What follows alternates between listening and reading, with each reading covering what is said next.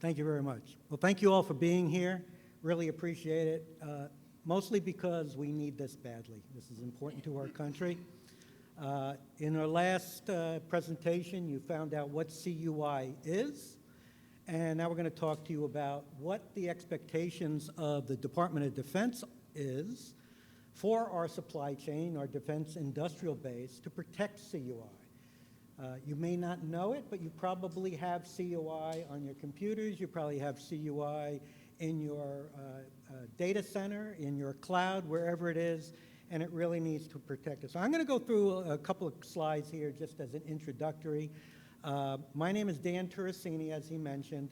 I've been in the information security, information assurance, cybersecurity space for about 35 years. I promised my wife if they change the name of it again, I will retire for good, but I don't know if that's going to happen real soon. So if you look at this study here, we see that a big portion of the global IT breaches happen right here in the United States. Most of the money exfiltration, most of the IP is coming out of the United States. About 1/5 of the breaches studied were the result of supply chain compromise. So they're not knocking on the Pentagon's door. They are very hard. But they're looking for the weakest link, right? If you're a bad guy, if you're you know the way to get information is through the weakest link. And that stolen and compromised credentials were not only the most common cause of data breaches. At 327 days, they took the longest time to identify. And this attack vector ended up costing the U.S. Somewhere in the order of $150 million or more, on the average, $150,000 or more on the average cost of each breach. So the U.S. government has an annual estimate. This is out of the DoD right now, but government-wide, they're looking at an estimate of intellectual property in the $300 to $600 million range, billion dollar range per year. Now, I've gotten challenged on that. Well, that's a lot of money. That may take 10% of that. It's still very, very high and very detrimental to our economy and our national security. Losing this IP puts our warfighters in danger, and it diminishes our global advantage over our adversaries. So I do a little what if, right? What if somebody hacks into a specification for a simple bolt, and the tolerances of the bolt and the materials in that bolt are just changed a little bit so that maybe an engine or a wing falls off on an aircraft?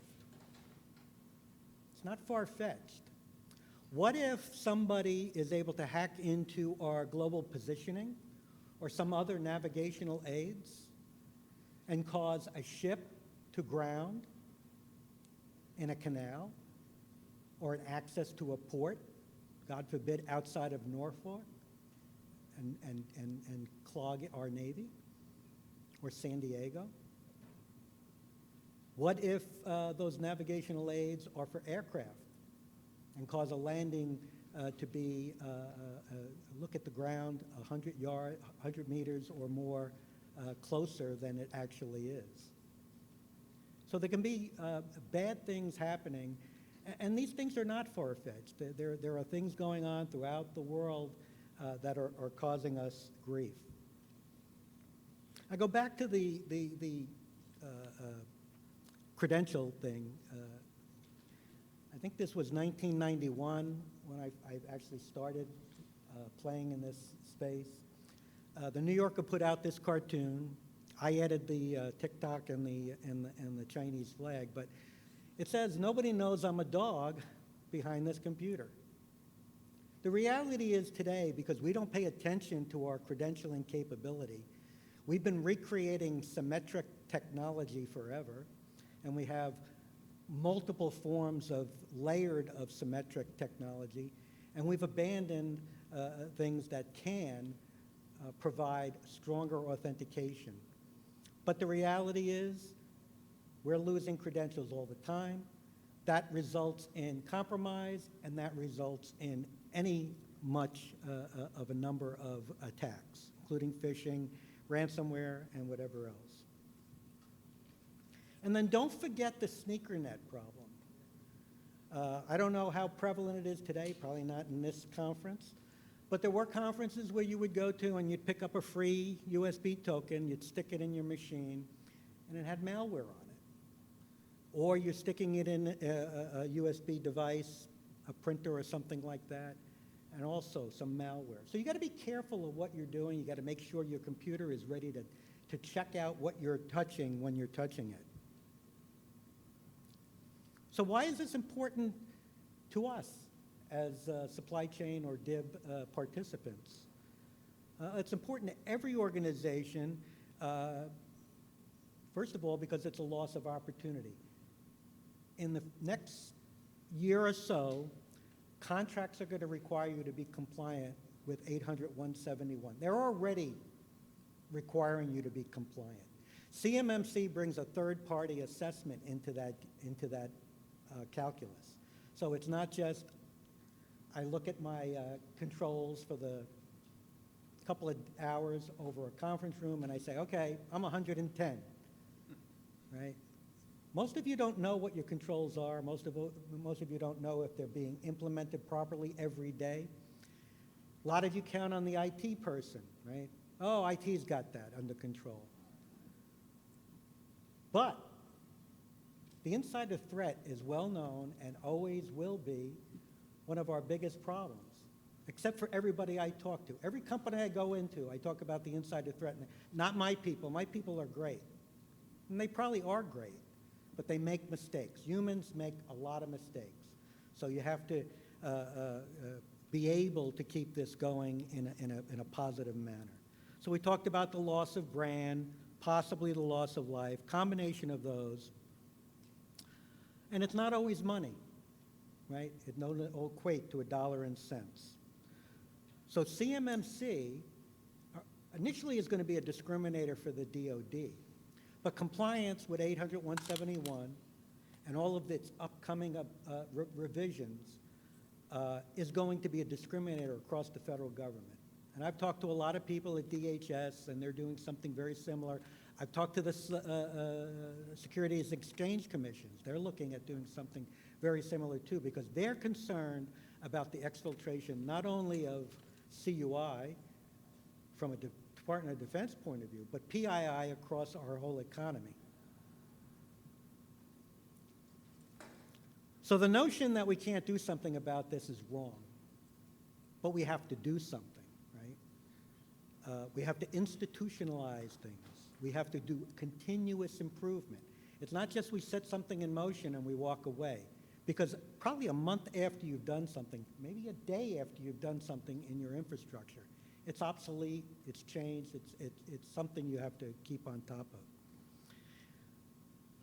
What you do every day needs to be persistent and habitual.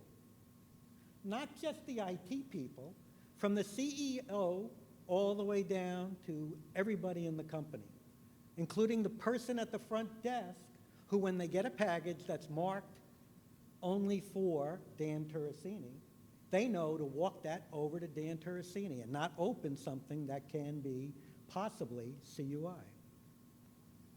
So what you see here is a group of people that are very invested in the Cyber Accreditation Board, formerly the CMMC AB.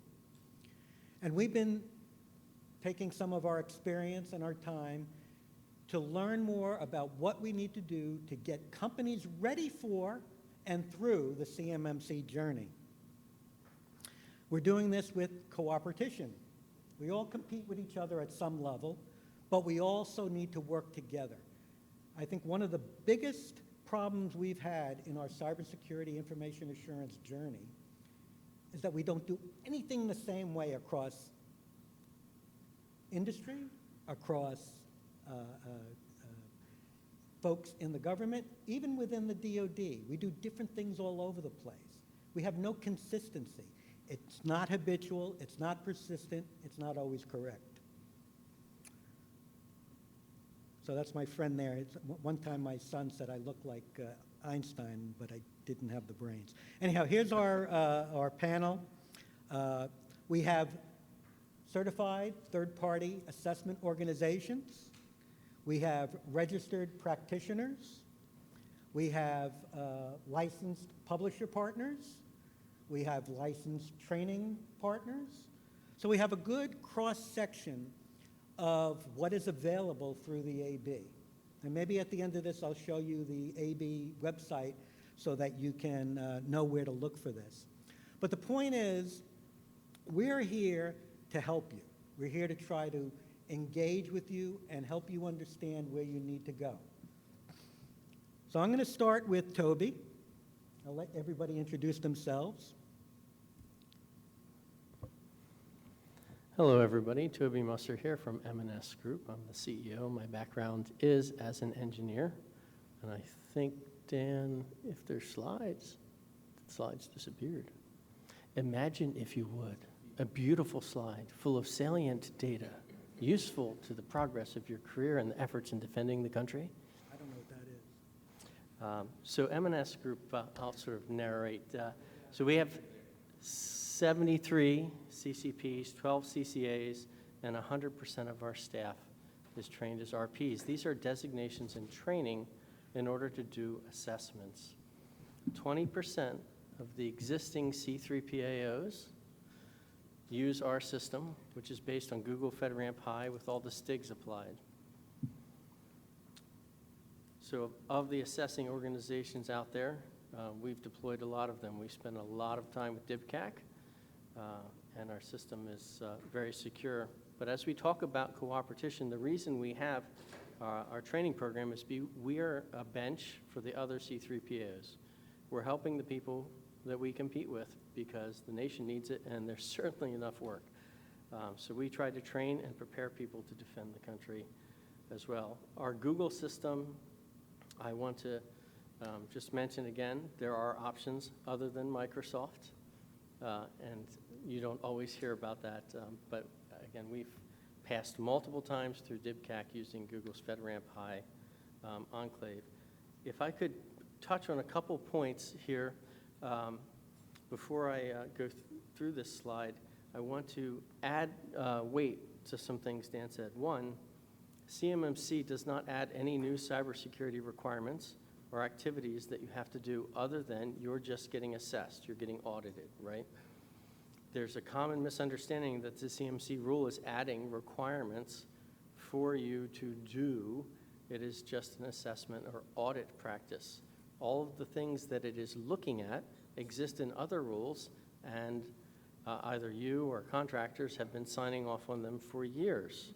This rule simply is looking to see that you or the contractors are doing what they have said.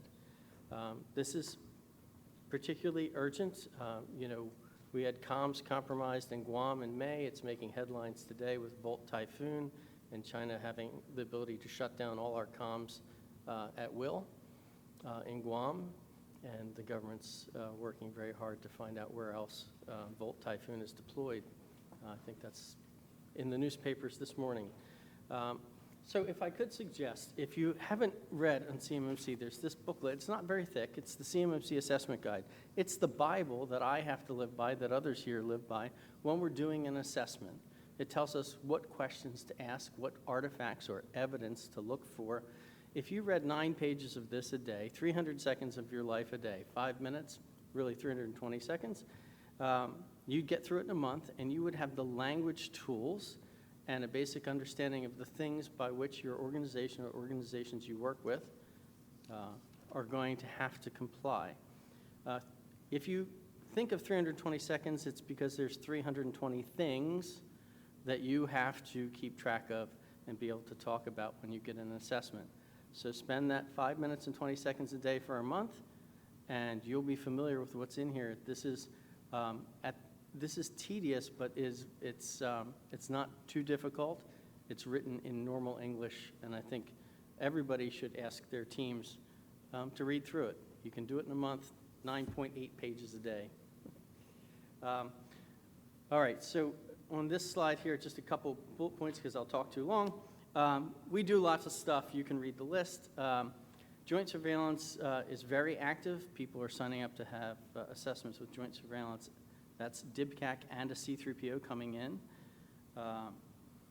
We do, of course, the Google FedRAMP enclaves. We have participated in 9 of the 22 joint surveillances to date through our team members. That's not M&S doing it. That is our team members helping other C3PAOs. So we have deep experience there. 2 other main things, and I'll cede the time. Anything you hear from me or anybody else about CMMC should be vetted against primary sources. I put on the next slide, I put those addresses up there, and we're happy to get them to you in another way. Dan can send them out afterwards.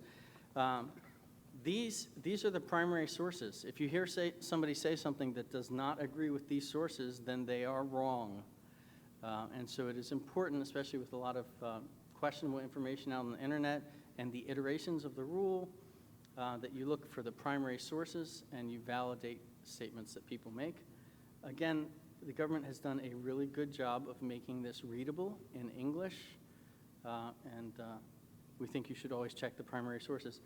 If you look at the bottom of this slide, I've clipped this from the Federal Register. This is as of Friday. FAR 40 is active. The next update's coming out in 10 days. And FAR 40's intent is to take some form of the idea or concepts of CMMC and move it to all federal contracts.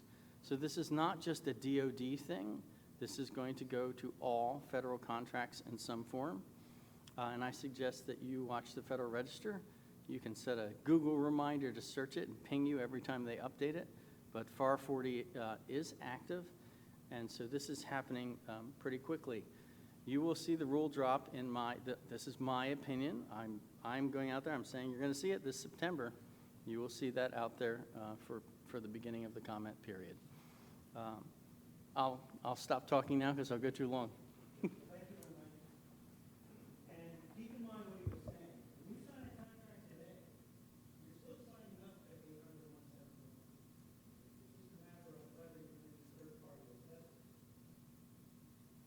So now we move over to Ali,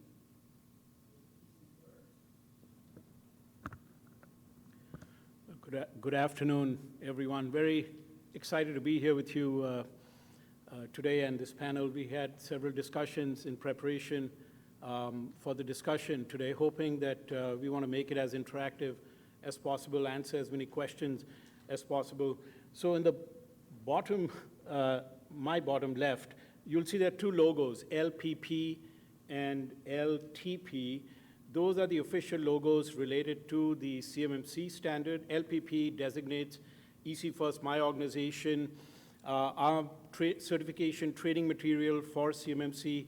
There are 2 credentials in the CMMC ecosystem for professionals, the CCP as well as the CCA. CCA is the advanced designation.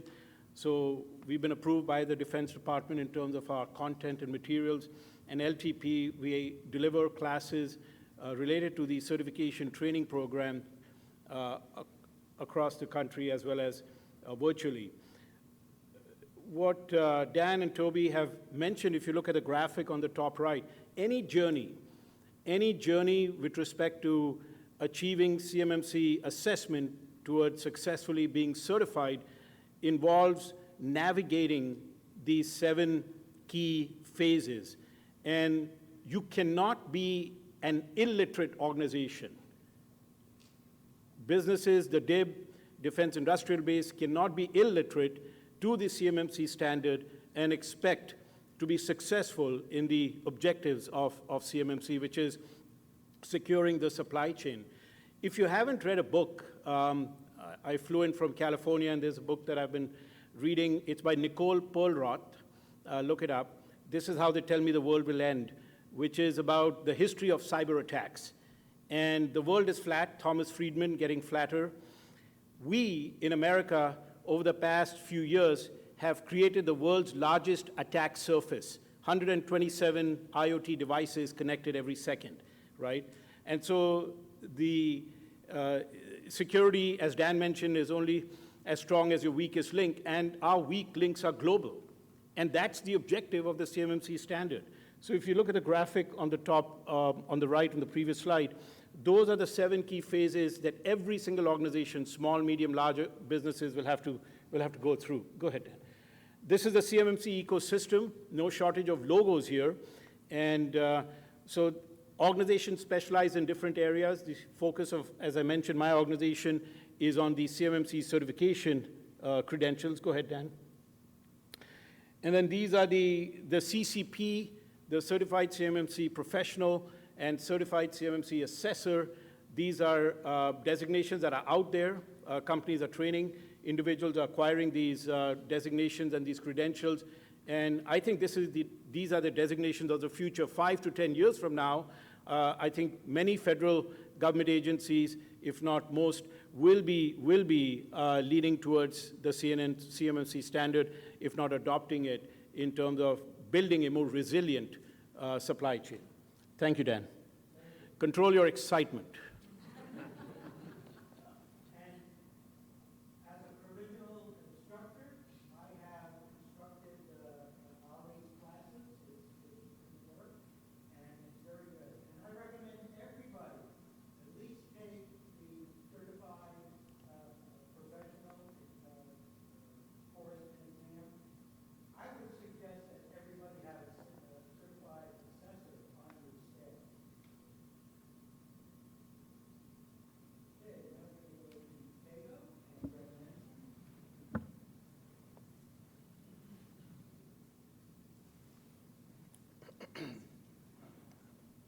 All right, all right, all right. We too listened to an audio book on our way down, Matthew McConaughey's autobiography, Green Lights. I'd highly recommend it. Interesting is Matthew McConaughey is he contrasts red lights with green lights and how you can move forward in your life.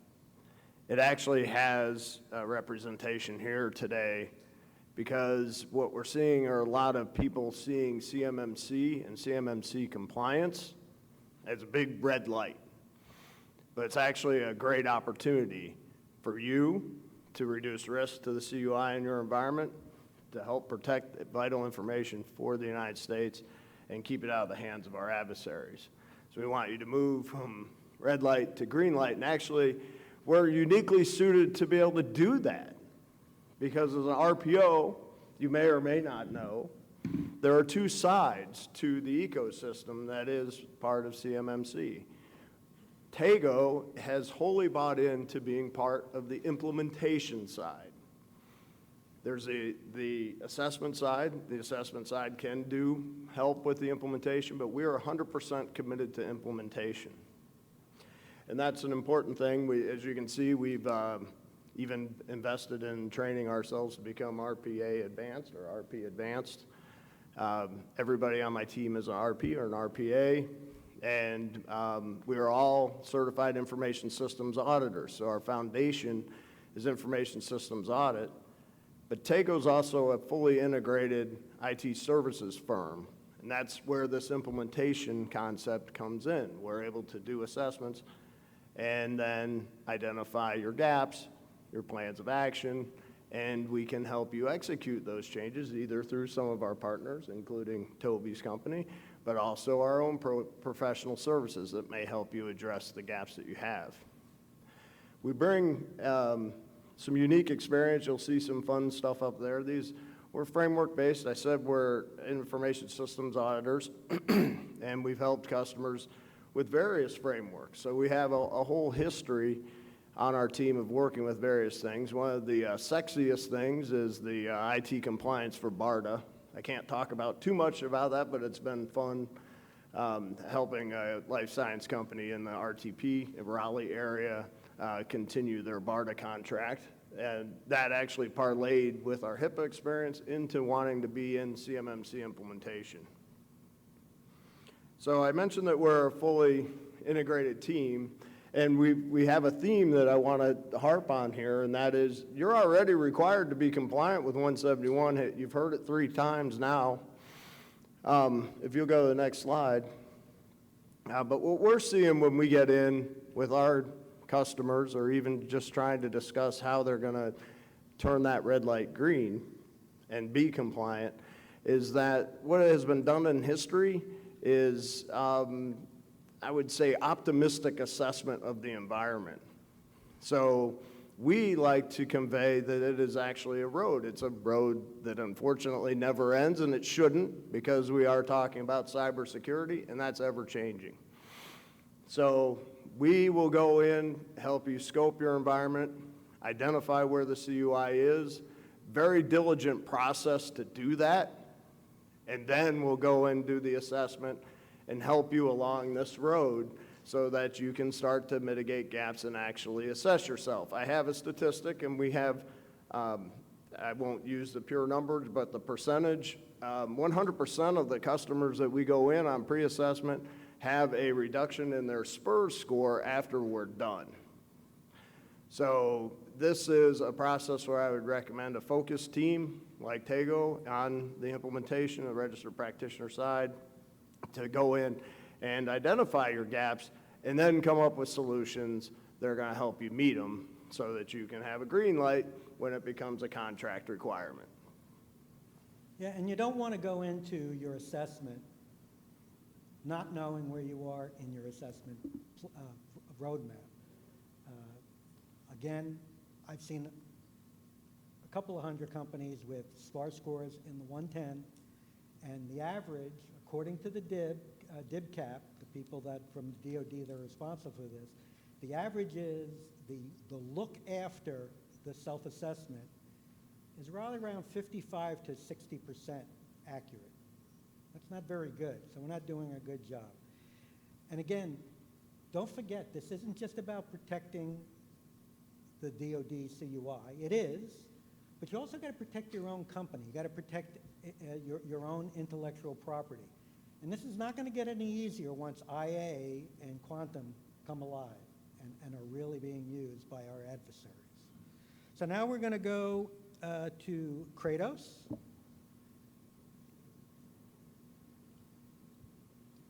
Cole? Yeah, good evening. It's a pleasure to be here. So I'm Cole French. I am from Kratos Training and Technology Solutions, and we are, as Dan mentioned, a C3PAO. In addition, we're also a registered provider organization. So I'm just going to talk a little bit about what we do, but actually I'm going to borrow the Matthew McConaughey reference there. I saw a Splunk room just a few rooms back, and I don't know if anyone here, but a few years ago, I used to actually work with Splunk, and I used to kind of be in a different, more on the operations side of things, and Matthew McConaughey was the keynote speaker at Splunk, of all places, at .conf that year, and I wondered at the beginning, like, why would Matthew McConaughey be teaching at a, a tech, or would be speaking at a tech conference? And so I went, and an interesting thing he said that really resonated with me was always go into something with a plan, because you'll have it'll be a lot easier to adapt when your plan doesn't go how you think it's going to, and that's going to happen most of the time. And I thought, that's true. And I think that's what we're getting at with CMMC, and in particular with, from a C3PAO and RPO perspective, right? Getting you ready to go through an assessment. And going through an assessment is all about having a plan. It's never going to go exactly, the way that you think it's going to. But when you have a plan in place, it's a lot easier to adapt. So these are some of the, services that we have at Kratos. And this cuts across both, C3PAO performing assessments. We've done 5 joint surveillance assessments to date. And we've helped several organizations get ready. And as you can see here, we kind of cover everything from, what's my scope, what's my environment look like, how do I get my documentation up to par, and then, going through a gap assessment, where do I actually stand, and then providing some of that, I got a question about this one thing, jumping on to help customers with that, and then we get into readiness assessments, which is, a good solid first step, I would say, or I guess you could say last step before going to that certification assessment. And then if you jump to the next, So this is just a bit more detail on some of those, our engagements when it comes to CMMC. And something else to mention, Kratos, as an organization, we are very well experienced in the audit space. Mostly FedRAMP is sort of our bread and butter and kind of where we've started, but we've been in the assessment world for quite some time.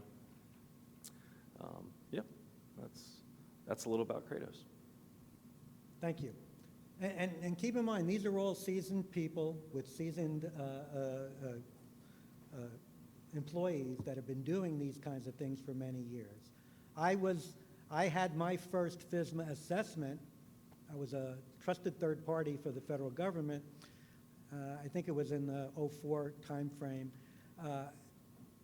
and it was amazing. It was eye-opening.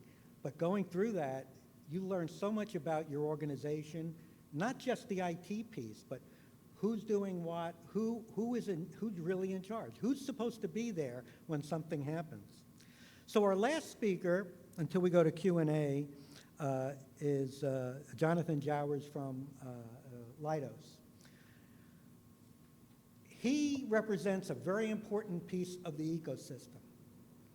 Some of you are probably small businesses and it's scratching your head as how am I going to get through this?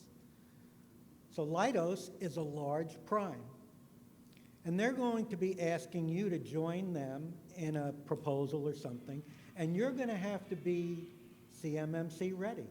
So what are you going to expect from a Leidos as far as what do they expect from you, and how are they going to help you? Help me, help you, right?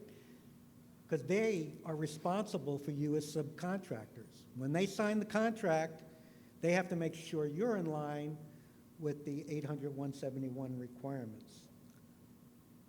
Jonathan? Thank you, Dan.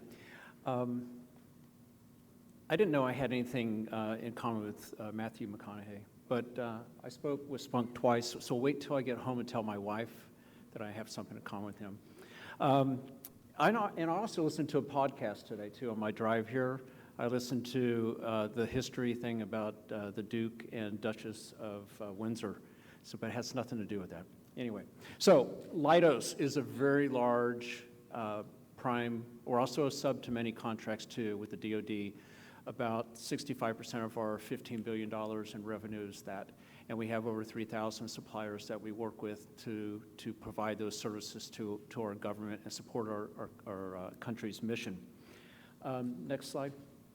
I began with Leidos SAIC. We split back in 2013. I began with them 13 years ago.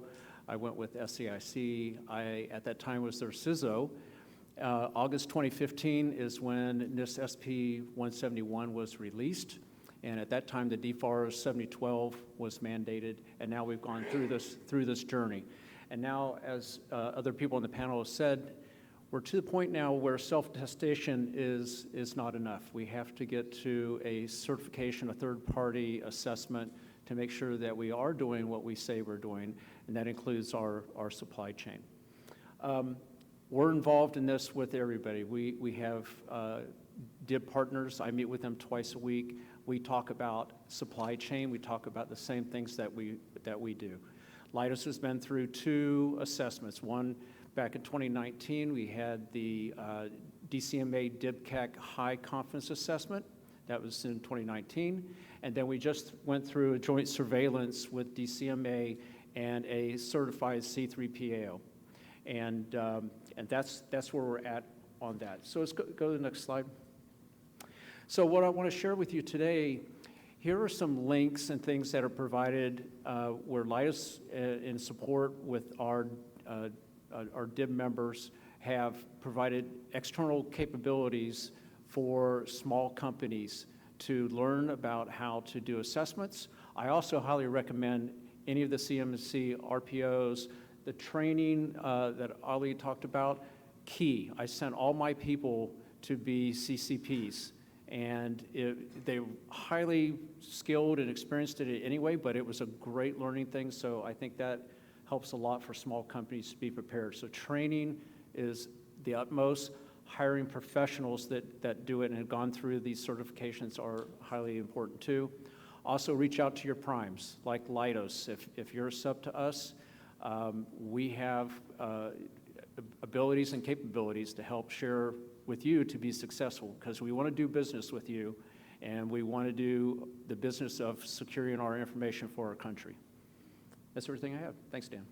No, thank you. And I want to emphasize the training piece, because when that person or persons come back with the CCP or the CCA certification, you need to listen to them, because they learned a lot of things that you're not aware of that's not fully visible in some of these requirements, certainly not in 800-171. They're not completely clear.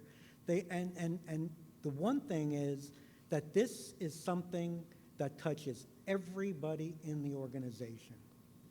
And if your leadership doesn't understand that, the CCP or the CCA should come back and explaining to them, and maybe do an executive session. And we have executive sessions for the CMMC that are one-day classes just to let people know what's going on. You know, and if you're a great guy like me, you remember that when we dropped confidential years back, we left all this stuff in the wild, and it's been out there and it's been vulnerable for a long time. Now we're trying to bring it back, right?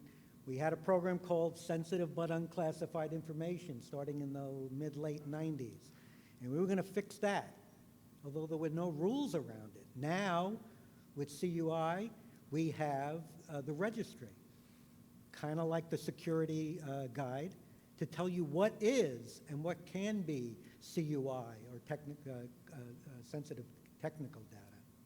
So we're going to start Q&A. We've got a hot mic. Please join us if you're willing and able. I'll bring up the faces so you know the names of everybody here. I have some questions if you don't. Is anybody interested in asking a question? Yes, sir. I'll start it off. First of all, thank you for doing this, gentlemen. My name is Folden Peterson. I go by Pete. I'm the Director of Federal Initiatives for Quadrant 4, small company. We do strategies for small businesses in order to cross over the valley of death into DOD. So I just want to get the panel's thoughts on what do you think are the biggest challenges for small companies with regard to CMMC, especially with CMMC 2.0 coming and DOD still reviewing it. What do you think are the biggest challenges? And then I've got a sub-question A or B to follow that. As an RPO, we deal a lot with the smaller customers. So, and small is 500 and below, 300 and below. Really, the biggest challenge is the scope and knowing where their CUI is in the environment. That we spend an inordinate amount of time just getting that scope, and it's so important, because if you miss it, then you're going to be doing pre-assessment and potentially an assessment on systems that may or may not have it, and then you may miss something and you're at risk. And those systems don't operate in a silo. Frequently they share information or a back-end database. So having that scope is really the biggest challenge. And then navigating through with that scope, identifying the systems that are involved with it to be able to assess those. And it starts to add up very quickly, because what seemed like a 10,000-foot quick review, let's write an SSP on where we think the CUI is, becomes an in-depth scoping with a rigorous assessment of each control, becomes something that's daunting, and then budget. And we will do a business case as part of the advisory team to have, I mean, there are customers where it just doesn't make sense to try to endeavor, but most of the companies we do are wholly dependent on it. So being able to build that business case and know that they're going to have to invest in it. And actually, we were talking about some pricing with the assessment piece. The implementation can be more expensive than the assessment engagement. Exactly. That's some of the feedback that I'm hearing from some of the small companies is, how the heck are we going to afford this? And that's why and then you I say, need- well, how in the heck are you not going to afford it if you want to do business with DOD?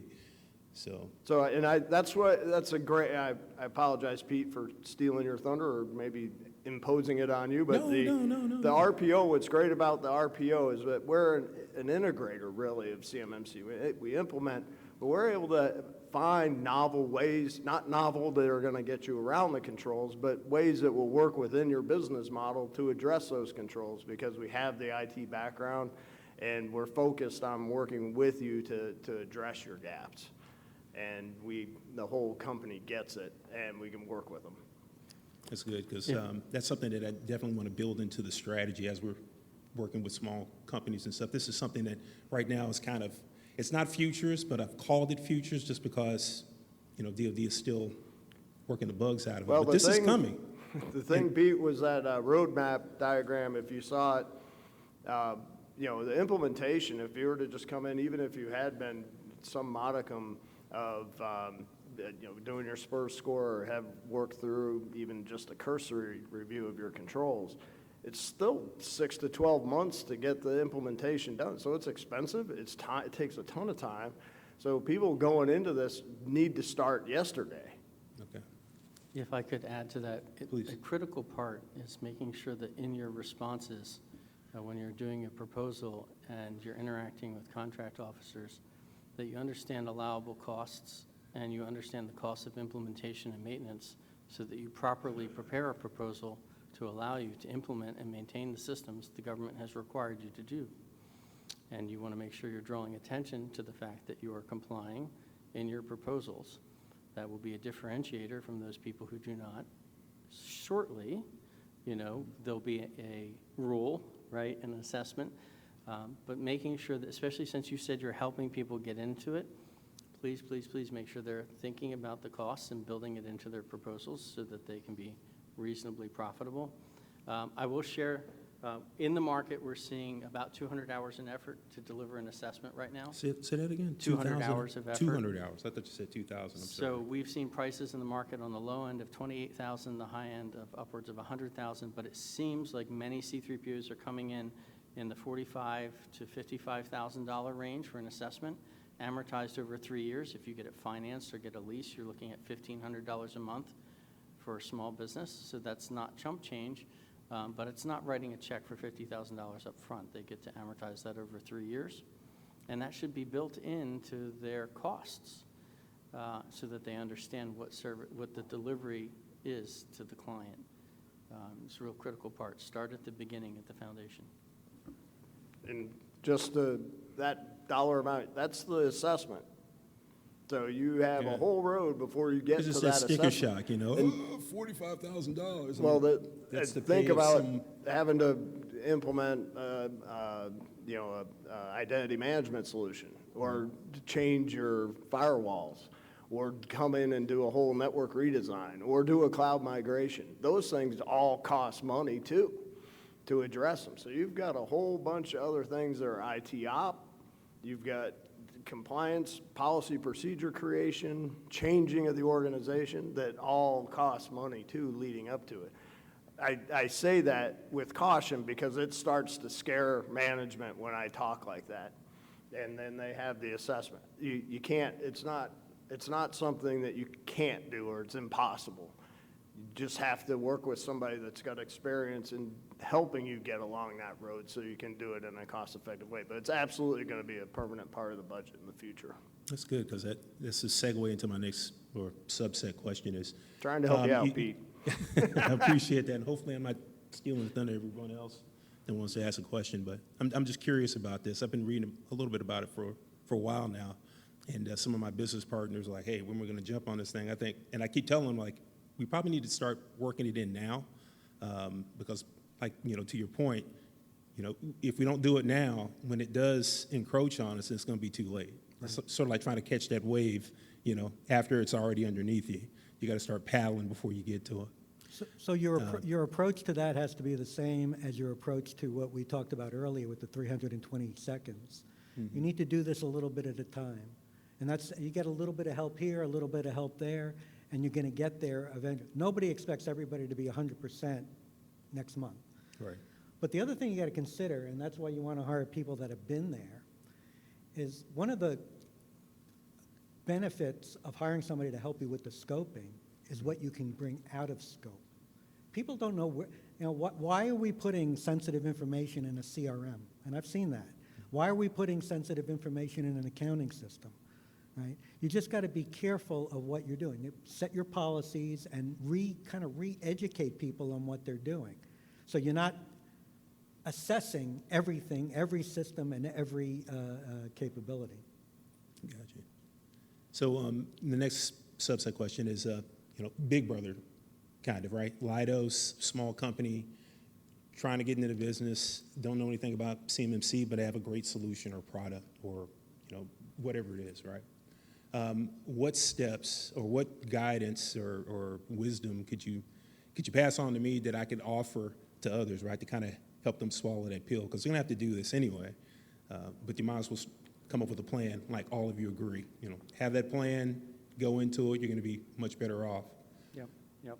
So, I mean, they've hit on all the topics here, so, right? So first you have to identify, what do you want to attempt and what do you want to accomplish? So knowing what the security requirements are, understanding those. So I think knowledge and training is highly important straight out. Understand what you got to do. Put together a plan, right? Work the plan, and if you start deviating from that, there are places for help, and that's one of the things Leidos does. We try to work with our subs to help them get along. We've done some things where we've helped them with, understanding how they should configure their equipment, right? So those things are helpful. But understand what you're up against, knowledge and education, train people, right? And put up your plan and get assistance to help you. And that's what these services are here for, to do, is help you get to that point. Doing it all by yourself, we're big. We have time, people, and money, and experience and knowledge. And if I went back and pulled my numbers, I think you're getting a good deal of getting the help from these certified companies and the practitioners that do the work. And so that would be my guidance, is to listen what you heard here today and put it into practice. Yeah, because it'd definitely be a game changer in the future. You have a solution, everything is great, but you don't have CMMC running for you. I can imagine, but DOD's probably going to look away from you, like, hey, come back later when you get your stuff together.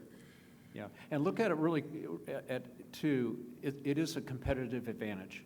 There may be another company there ready to compete with you, but if you start and you're very thoughtful about this, you will get ahead of the game there. And like for us, we have competimates, right? I meet with them twice a week. We share a lot of things. We talk about problems and our resolutions to those, and we help one another. Same thing with small business. I use it as a differentiator from our other competimates, and they do the same thing. But in a room, we will share that stuff. But set up a plan, know exactly what you're doing, leverage it to make your business big and strong. Thanks, gentlemen. The other thing you want to look at is, if you have something unique that you're providing to one or more larger businesses, you can approach them and talk to them about hosting the CUI for you, because you don't have to have it on your computer necessarily. Really depends on what you're doing, of course. But there are a lot of big businesses now that are going to their small subs and saying, well, on this program, we'll host the CUI in such a way that it never gets transferred to your network or to your machines. So you don't have to store it, you don't have to process it, etc. So there's a lot of ways to skin that cat. And that's why you want to get involved with someone that, that's part of our training. Part of our training is how to scope, how to de-scope as much as possible, and also how to leverage your partners. Any other questions out there? Hey, Cole was about to say something, but I wanted to ask him a question. Cole, I was giving prices for a single location. In your experience, since we're in the same business, Yep. Did that range match with your experience for a single location? Yeah, absolutely. And I thought you were going to say something else. Yeah, I was just going to beat the 322nd thing. I think something key as you're going into this and preparing, especially I think from a small business perspective, is really know and learn. I don't know if training is necessarily an option, I know, because that can represent a cost, but knowing the requirements is going to really help you when then you have conversations with RPOs and you know, consultants who want to help you, you know, because they're not all created equal, right? They don't all know what they're talking about, or they may sell you something that's unrealistic, right?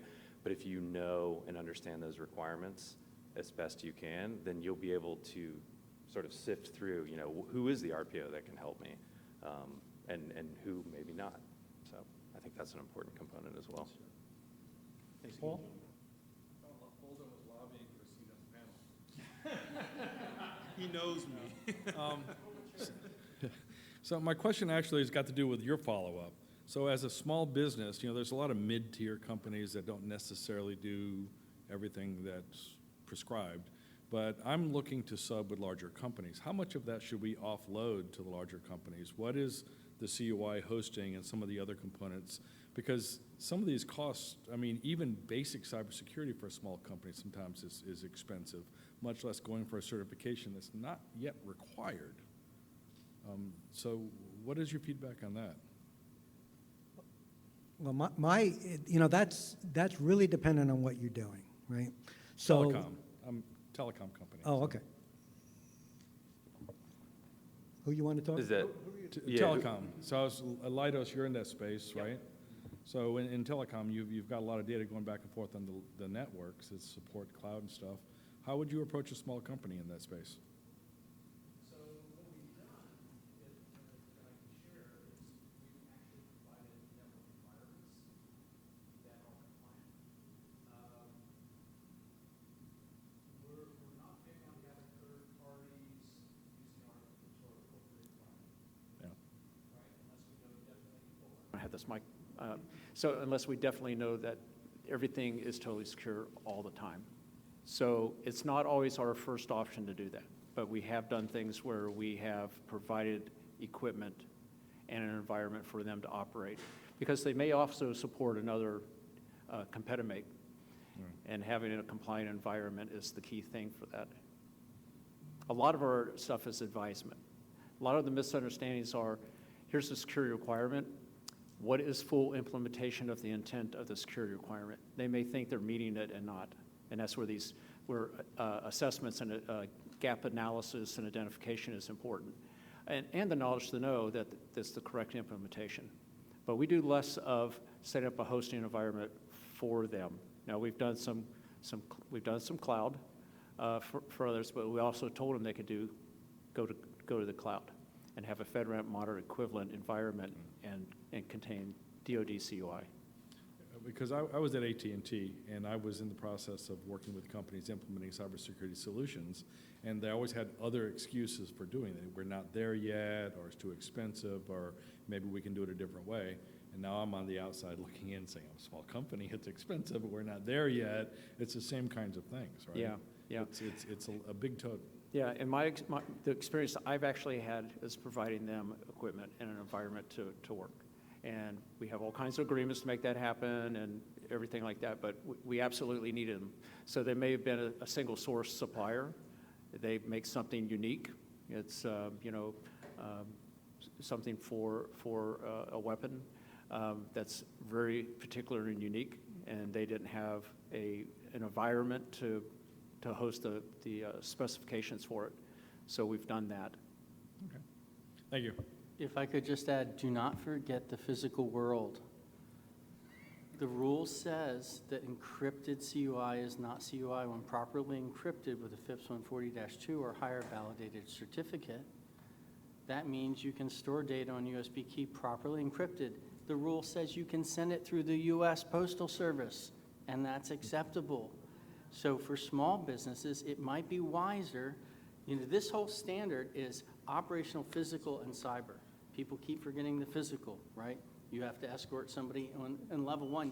Theoretically, if you're in QuickBooks, you should escort anybody past the bookkeeper, right? There's physical stuff to this. It's about real security. So there's solutions for small business where you don't have to go at the high end. Go old school and encrypt it. You know, keep it low cost. Thank you. Yeah, and I think one of the things we tried to learn here, or tried to teach here in this seminar, is that when you say you're not quite there yet, my first reaction is, what are you doing to get there, and when are you going to get there? So if you don't have a plan, you are so far behind, it's really a problem. And I tell you what's going to happen is when these assessments start in earnest, first thing the assessors are going to want to look at is your POA&Ms. What have you done over the last 2 or 3 years when you gave yourself a SPARS score of whatever, and how have you enhanced that cybersecurity posture over time? Now, there's going to be some forgiveness, if you will, if you're not quite there yet and you're getting there, but that's not going to last forever because the problem is just growing, and if we don't get there, the problem is going to be untenable. Kathy. Hey, quick question. Probably the last one we're going to have time for, but Kathy Swasina, Calibri Strategy, and small business. What would I be expected to produce for evidence to become CMMC qualified? The government has provided a wonderful in English document that is the assessment guide. It gives you examples of the artifacts, right? So evidence is what normal humans say, right? But we're going to say artifacts. That's the proper language for what we're dealing with. It gives you examples and tells little stories about situations so that you can understand. Cole? No, go ahead. I'll add on to what it. Yeah. Okay. Yeah. So I think if we want to look at this from like more, I'll talk, I guess, more from an assessor's perspective, right? So artifact is going to be, some form of documentation or some form of what I call static evidence, right, that proves something. And then, we'll sit down, have interviews, right? So we're going to talk to the people who implement the controls. And then we have demonstrations, right? So somebody's going to show me, they're actually going to walk me through how is this control implemented to demonstrate that it is implemented. And then, we want to see consistency across all 3 of those things. So, when you give me an artifact and then I interview your sysadmin and he tells me something different than what the artifact says, then we might have a problem, just as an example. Or, similarly, if a demonstration doesn't match up with an artifact as well. So does that help answer your question? Thank you. And typically what you're going to need to do is you're going to have to show me in writing what you say you're going to do.